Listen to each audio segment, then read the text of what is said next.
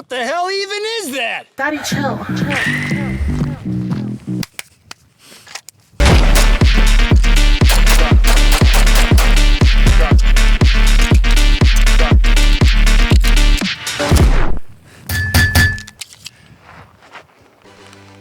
Yeah, f it. If you keep shooting, it might just fall off.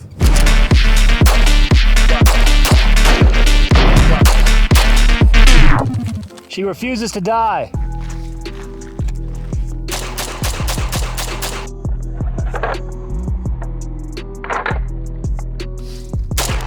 I just shot myself.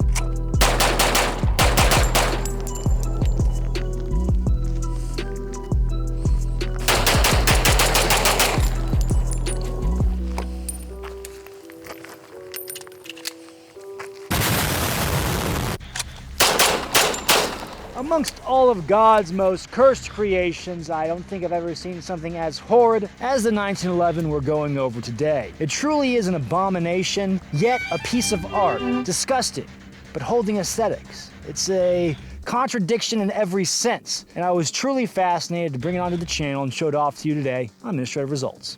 All right, do a drill. Fast you can. Stand by. That was 7. Yeah, I know. 1911 problems. 169. Nice. 193. Shooter, are you ready? Give me Mozambique. 2 to the body, 1 to the head. Nice. 197. Gee golly, mister. Nice. Give me 3 headshots, 3 targets. Stand by. Nice. Good T-box. 347. Oh, she loosey-goosey. Shooter ready. Right. Stand by. There she goes. 230. I done broke it. That thing survived over 110 years to make it here, to have admin blow it up. Krauts!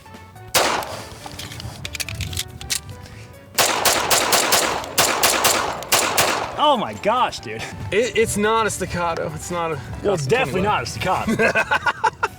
I will definitely say, in my head, with how tricked out it is, I thought it was gonna be more high speed, but then shooting it, it's just like fighting through that old trigger and the pacing of it. It feels kind of like a sin what you did, but I still love it. Beautiful.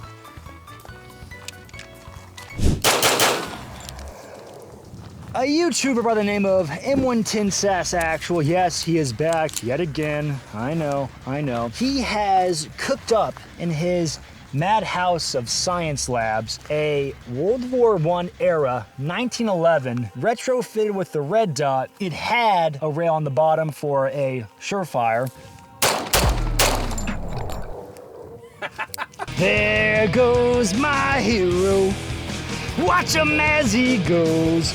And then we have it ported on the barrel, and it's threaded. Is this not threaded? That is threaded. Actually, I have a QD bayonet for it. Everything about this, and I'm not a FUD, everything about this feels like an abomination. Why, creator? Does it please you to watch me struggle? Yet, at the same time, everything about this I freaking love. It's the weirdest thing, and I never thought I would have this on the channel. And I remember seeing this as a project that Mr. Cleary did, and I thought this guy either is Vincent Van Gogh of guns, or he is gonna get locked up in a madhouse. Now, typically with handguns now on the main channel, I have a rule of thumb. With handguns, because there are so many handguns out there, I'm not gonna review like every single handgun or go over every single handgun. I wanna talk about the guns that interest me the most and or the handguns that interest me the most. And well, damn it, this is one of those handguns that definitely interests me. So basically, it's a 1911, a World War I era 1911. What's the year of manufacture? 1918. 1918, right at the end of World War I. Did this see any action in World War I? I tell myself every night before I go to sleep that Doughboy took it over the top, did his thing with it, the Battle of Bellawood, but no way of telling, unfortunately. You buy the gun, not the story. So that's an original 1911. There's two different iterations. There's the A1 that a lot of people are most familiar with. You get those from like the CMP. CMP has never done those, so that is a World War I issued 1911. Now, what's interesting is those actually seen a significant amount more combat in the European theater and also the Pacific theater than the actual A1s did. The A1s kind of showed up a little late to the party in like 44-ish. That's when they started getting fielded most often. So you've seen a lot of those actually. Sorry, continue. No. So as far as the military issued 1911s go, there was two different iterations. There was the A1 and of course the one that we have here. So this was manufactured in 1918. It was issued to the AEF, the Army Expeditionary Forces, where it was shipped overseas. We have records of that. Unfortunately, we don't have any records of tying it to any cool combat scenarios or anything like that. Couple interesting things about those guys there. So the two iterations, there's this one and then there's 1911 A1. You can actually get the A1s through the CMP right now. But what's interesting is that the A1 didn't see nearly as much combat in the first beginning for World War I and of course World War II. They were a little late to the party. In fact, Major Dick Winters carried a band of brothers. Major Dick Winters, the 101st Airborne legendary officer, he carried one just like that. One of the best pieces, in my opinion, is Winters 1911. That's his gun he used through most of World War II. He did not have it with him at D-Day. He actually didn't carry an A1. Yeah, that's his, man. That's actually his gun. No. He told me from the ghost. He said, hey, take my gun and make it cool. And I was like, all right, Dick, listen, I'll do whatever you need me to, but people are gonna hate me for it. And he says, hey, I'll slot some bad guys with it. And the respect of Major Winters' family. Towards the end of World War II, mostly what you've seen was the A1 variant, especially all the way in the Korean War, Vietnam, even in the 80s. Some Delta operators in the 90s were even using iterations of the A1 and the classic 1911. I feel like Captain Miller from Saving Private Ryan. What's really interesting is some of the CMP guys in the first round who ordered some of those, they were getting Delta operators guns that they had modified with match sights and things like that and tracked them down. It's super interesting. So the gun has a really cool history and it has a really cool story behind it. You know, there's not a lot of them out there. Actually, that's not true. There's a ton of them out there. There was 3 million of them made. Don't get mad. If you're never gonna buy this gun, don't get mad. Get glad. I gotta say, it's probably one of the more wild, what is it, resto mods? Yeah. That I've seen where someone actually took technically like a piece of history, because we always talk about, you know, when they bubba'd guns and they took and sporterized them and they ruined the milsurp aspect of the firearm. You kind of did that, except in a Zoomer-esque way. You know, I'm gonna take a lot of offense. You called me a Zoomer because I'm just not a Zoomer. I said Zoomer-esque. I know you're not a Zoomer. You god dang millennials. So that was the whole spirit behind that firearm. The 1911 is still a very relevant platform. In fact, just about everybody who manufactures handguns is using some sort of iteration of Browning's own of 1911 design of that tilt-up delayed lock barrel. Glock, they have that. Everybody's got that. Everybody uses some sort of iteration. They just change the homework up a little bit and add a different trigger, like a striker-fired trigger, which is awful. So we had the undermounted rail on here, but it was just not holding up. Why is that? Yeah, so I just didn't want to go all the way, which is kind of funny because I thought that was going too far, welding a rail to it. So I was like, well, let's drill and tap it on there. Maybe so it won't be so permanent on there, but let's be real. I don't know what I was thinking when I said that, because we cut the slide. That is a permanent modification to it. We added the plate for it for the RMR footprint.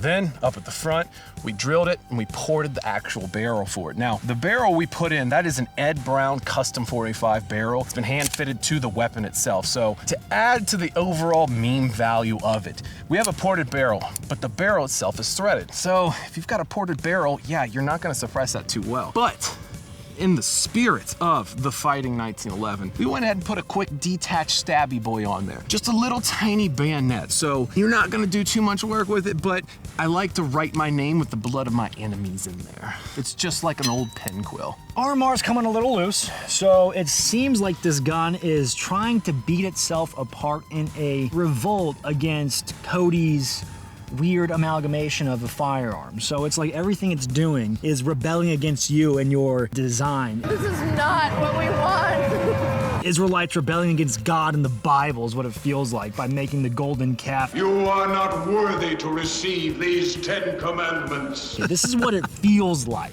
Yeah, it's a true David and Goliath story, you know? The poor thing, it just won't die. It just says, hey, take me back. Take me back home to where I was back in 1918. But I just say no, I'm not gonna let that happen. We're gonna bring you to the 21st century. This poor bastard could have sat in a safe, some old guy, never been shot, living out the rest of its days in peace, retired from war. Along comes M110 Sass Actual, thinking he's a sassy gal, and tricks this thing out, committing maybe a sin, maybe a modern master art piece. Anyway, what does it like to shoot? Well, 1911s, right? With the port on here, it actually is pretty decent as opposed to other more modern, like say a staccato or the platypus that I have. Definitely not that, right? Trying to rip this thing was pretty tricky. We were having a lot of malfunctions. I cannot shoot.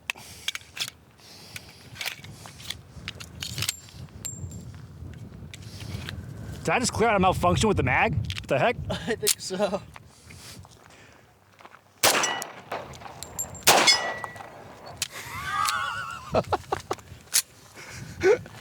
Cody was doing the thing like this never happens before. I swear that gun's never run this bad. I wonder if it's coming in contact with that screw I just put up in there. It shouldn't be. I mean, you just ripped 10 rounds. Yeah, that's true. I don't know, man. I feel bad. Bring out a gun and don't even work for you. It's okay, my H card didn't work.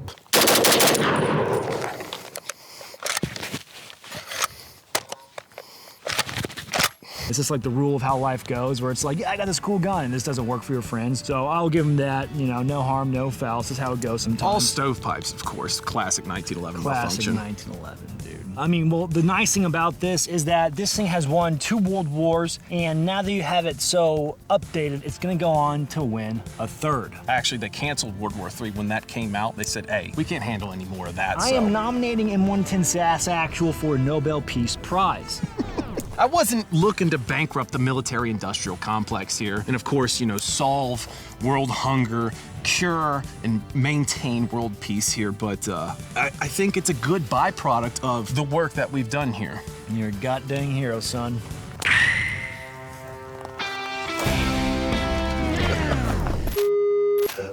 In the comments section down below, you must let me know if you love this or hate it. Your comments are a sacrifice to the algorithm god, a god of which who may or may not retro mod your 1911.